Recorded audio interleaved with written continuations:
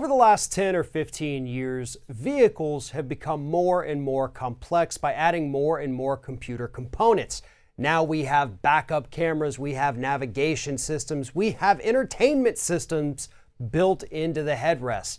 But anytime you add new technology that increases the likelihood that you might get some kind of computer glitch, an electrical problem that could cause serious issues for your vehicle. And that is exactly what we're seeing right now in certain Honda vehicles. Joining me now to talk about this is Scott Hardy from Top Class Actions.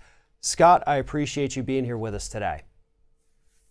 Oh, I'm happy to be here, Farron. So we've got an issue with these, I think it's Honda Odysseys and Honda Pilots.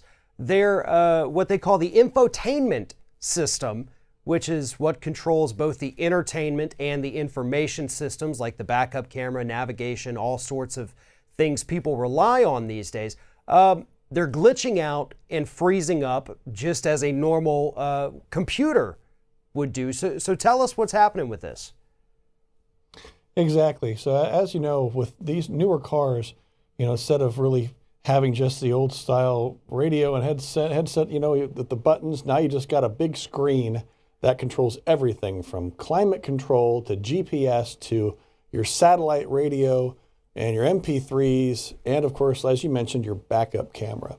And so what this class action is alleging is that there is a defect within this infotainment system where you could be driving along in your Honda Pilot, your brand new Honda Pilot, your brand new Honda Odyssey, and all of a sudden that thing just blanks out. So if you're using the GPS to go somewhere, navigate somewhere, or if you're just driving and all of a sudden that blanks out, that's obviously a big distraction to the driver and a safety concern. And so this class action is alleging that Honda knows about it, hasn't fixed it yet, and is trying to make Honda take action and fix this for these car owners. It's really interesting because this isn't necessarily something I had thought of before, but obviously anybody who's spent any time around computers, doesn't matter how great your computer is, eventually your computer will crash. Maybe through fault of your own, maybe through no fault of your own, maybe it's a bad program in it, maybe it's faulty electronics, maybe it's just a glitch that happens once and is done. But yes, computers do crash. Each and every one of them eventually will.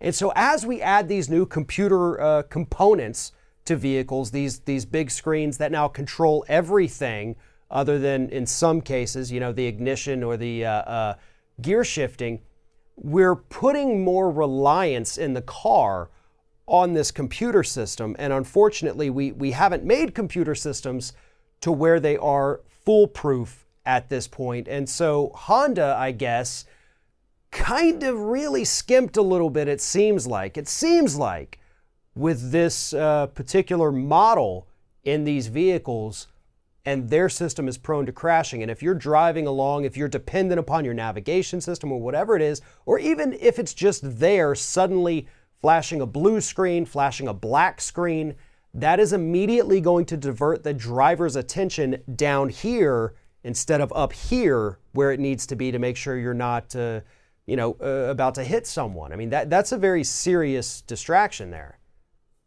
Right, exactly. And that's the thing is, we don't know how significant the defect is. As you and I have talked about a number of times on this show, where automakers have scrimped over a 10-cent part, which has caused thousands of dollars in damage. And so now this might just be a little connecting cable to the infotainment system that gets loose, and if you hit a bump, then that cable kind of jitters, causes the system to go off. We don't know that yet. I'm sure that will come out as this class action continues. But it's important to note that this class action right now only affects the residents of Ohio, but the attorneys in this case are big-time, big-name attorneys.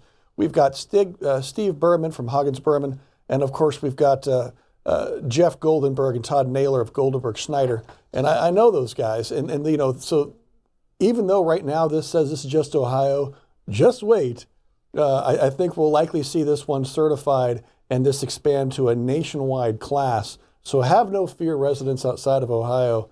The lawyers behind this have your backs too. And you want to make sure to sign up so you're kept in the loop.